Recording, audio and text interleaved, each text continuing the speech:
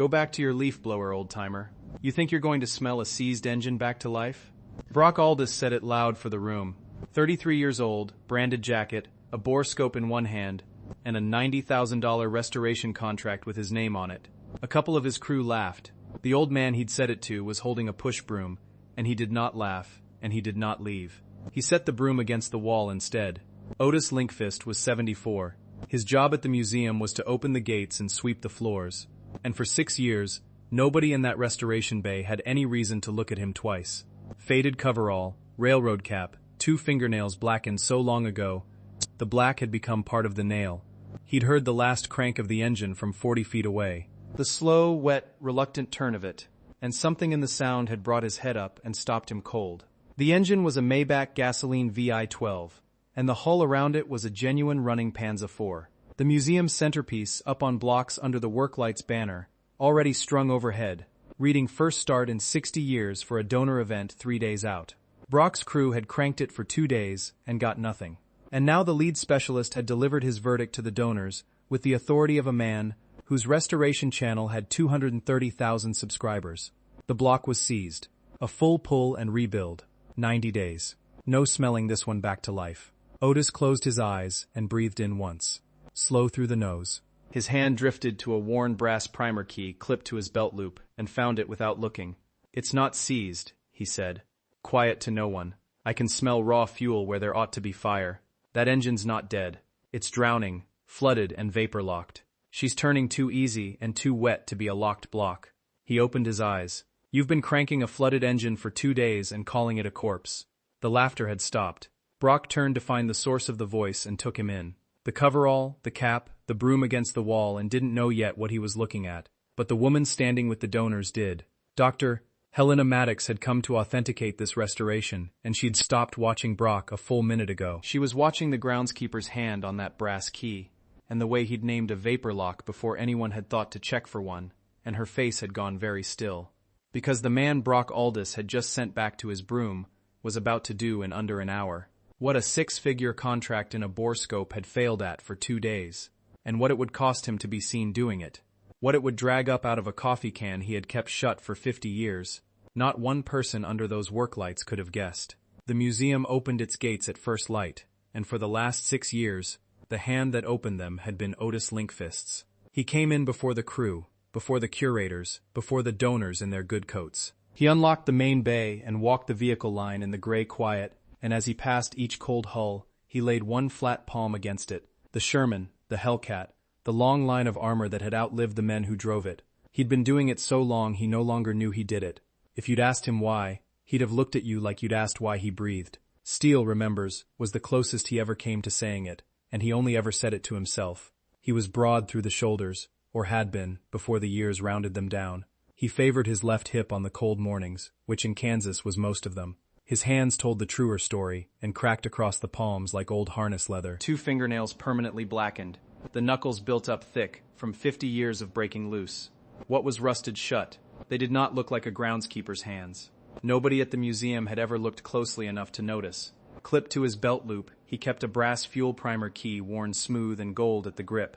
The younger men who'd seen it figured it was a bottle opener or a key to something, and Otis never corrected them. It was neither. It was the one tool he'd carried out of the army and never put down. A hand primer for coaxing fuel into an engine that didn't want to wake. He'd primed engines with it in Vietnam motor pools in 1970 and in the frozen vehicle parks of Cold War Germany a decade later. 22 years a track vehicle mechanic and recovery NCO. The man they paid to bring the dead ones back. He never told anyone that they'd hired him to mow and sweep and unlock the gates, and he'd let them, because the work was honest and the armor was good company. And a man who has buried his wife is grateful for somewhere to be at first light. He didn't need them to know what his hands had been. He knew that had always been enough. That morning he'd come in to find the bay loud with frustration. The crew on their second day of cranking the Panzer, the donors hovering. Brock Aldous talking to a camera on a tripod about the heartbreak of a seized block. Otis had picked up his broom and started his round the way he did every day, and he'd meant to stay out of it. He'd buried better arguments than this one. Then the starter turned the engine over one more time, and the smell reached him from 40 feet away on raw gasoline, where there should have been fire, and the broom went still in his cracked old hands. He set it against the wall, The bay smelled of hot metal and spilled fuel and the ozone bite of the work lights. And under all of it, if you knew to find it, the sweet wrong smell of gasoline that had gone where gasoline shouldn't.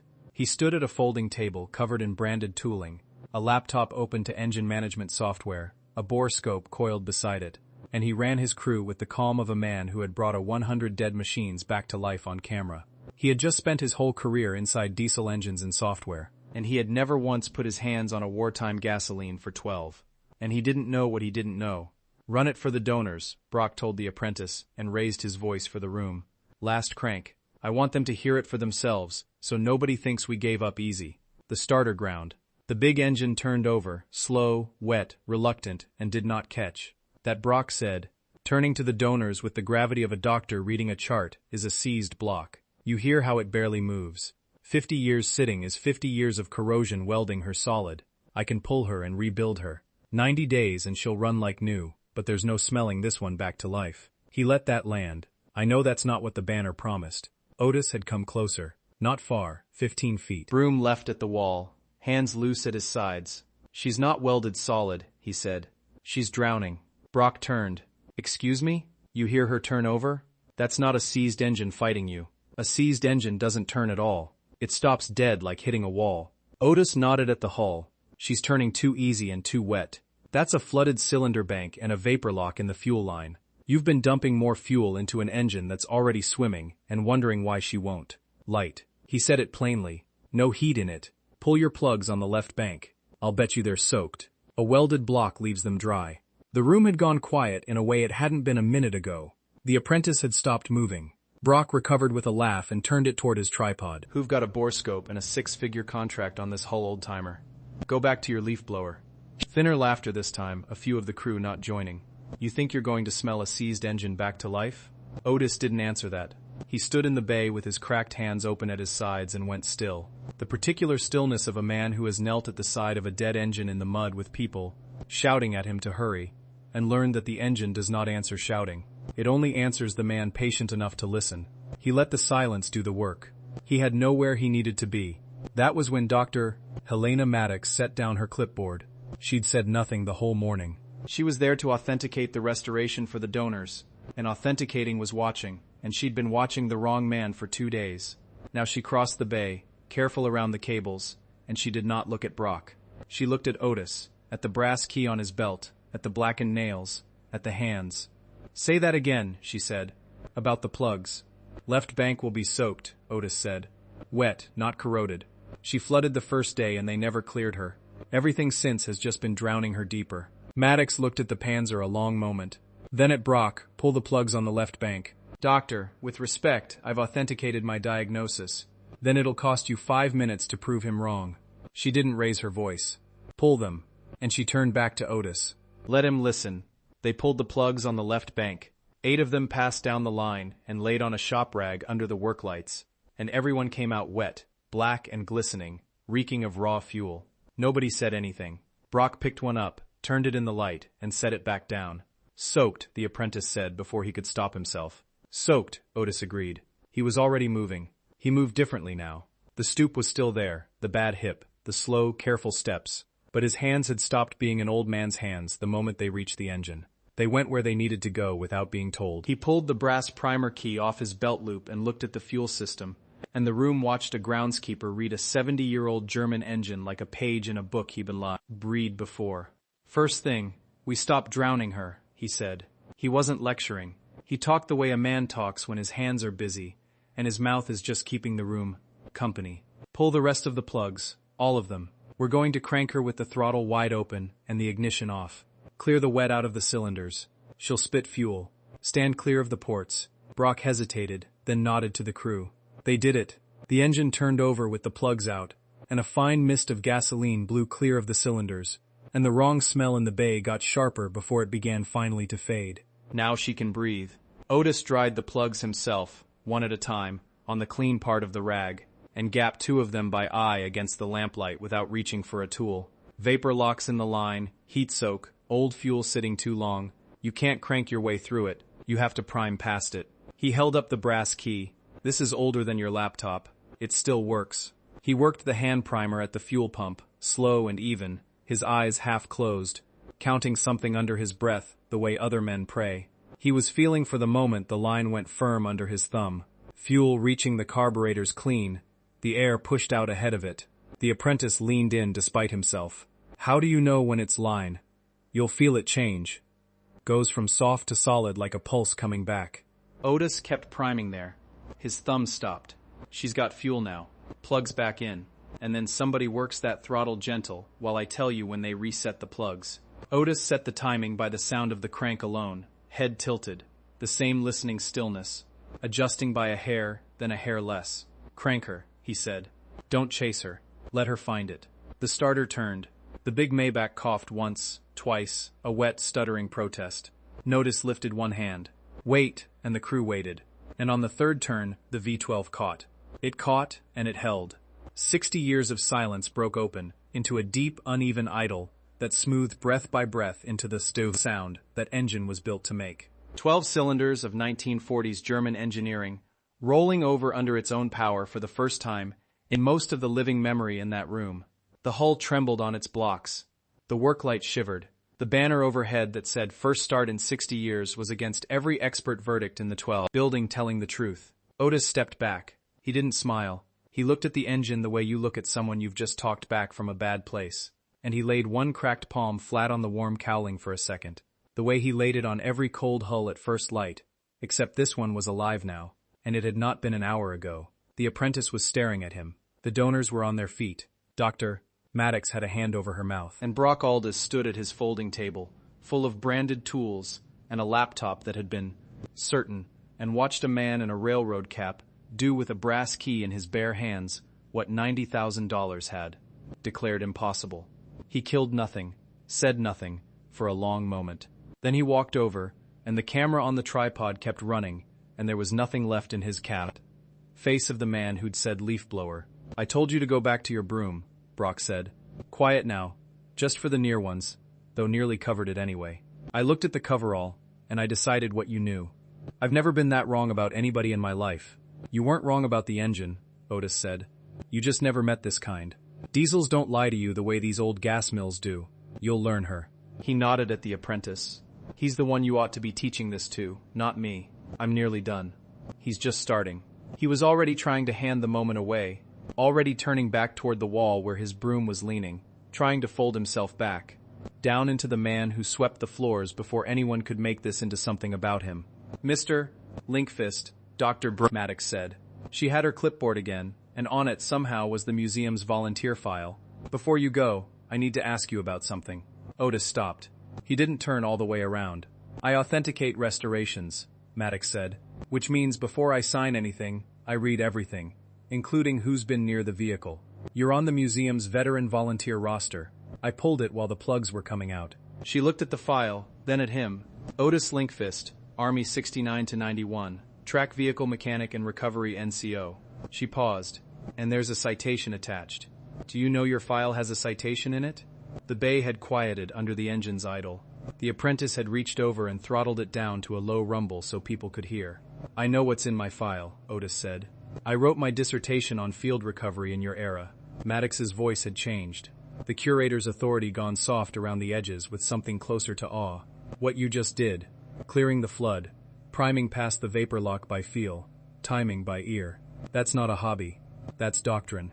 Mechanized recovery doctrine that mostly lived in the hands of men who did it and was almost never written down. I've spent 20 years trying to document it from the outside. She turned a page and this citation says that in 1970 he recovered a vehicle under fire and pulled a crewman out of it. It names him Lance Corporal. Don't, Otis said. It came out low and it stopped her. The room felt it. Brock felt it. The thing that had been holding Otis upright through 50 years of swept floors and laid-on palms, and a thermos he still filled. It was sitting right there in the bay now, in the space between the curator's page and the old man's face. His name was Danny Reyes, Otis said. He said it to the engine, not to her. He was 19. I got the vehicle out. I got him out too. His cracked hands had gone still at his sides. He didn't make it back. I've had a medal and a coffee can on my kitchen shelf for 50 years. For a day I think about every morning when I lay my hand on a cold hull. People keep calling that day something I did right. He breathed out. I've never once been able to call it that. I brought back the machine. I couldn't bring back the boy. That's the whole of it. Nobody moved. The Maybach idled low and warm and alive. The one thing in that bay he had brought back 60 years late. I kept it in a can, he said quieter, because a man ought to keep a thing on a shelf where he has to look it always and lie to himself about what it means. But I never could throw it out either. So, a can. He almost smiled. Marguerite knew she never made me talk about it. She'd just fill my thermos in the morning and let me go be quiet around the tanks.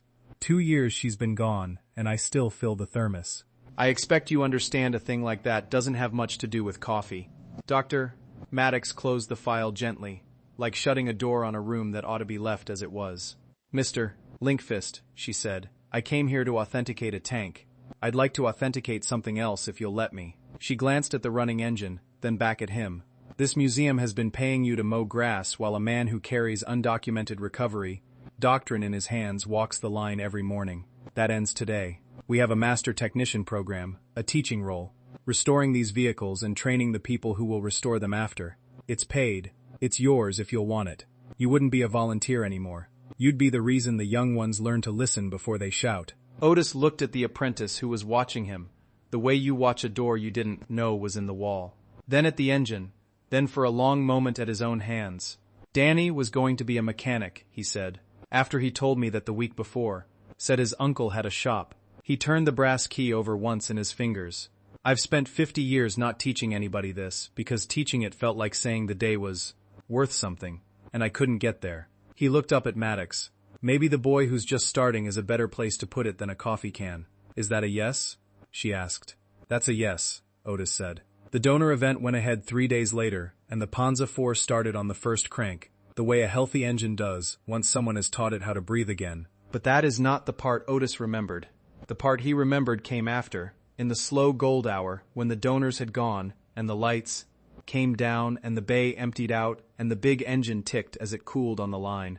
That small, irregular music a hot engine makes, letting go of its heat. Otis walked the line the way he always had. The Sherman, the Hellcat, the long row of armor that had outlived its crews. He laid his palm flat on each cold hull as he passed. Then he came to the Panza, and its hull was warm. He stood there a while with his hand on it. He didn't say anything. There was nothing that needed saying to an engine. He'd learned that in the mud 50 years ago, but he kept his hand there longer than he had on any of the others. The way you rest a hand on the shoulder of someone who came back when you're the droll expecting them to. He'd started teaching the apprentice already. The boy's name was Caleb, and he asked too many questions and listened to half the answers, which Otis figured was the right ratio for someone just starting. That afternoon, Otis had handed him the brass primer key to hold while they worked, and the kid had held it like it might go off, and Otis had thought, without quite letting himself finish the thought, that 50 years was a long time to carry a thing nobody else knew how to use. Brock Aldous changed in the way a man changes when the lesson lands young enough to save him. He kept the channel. He kept the contract, but the next video he posted opened differently. No boss scope, no software, just a slow shot of an engine and his own voice, saying that the men who could read these machines by hand were almost gone, and that he'd been arrogant enough to think the tools had replaced them, and that he'd been wrong in front of a room full of people who deserved to watch him be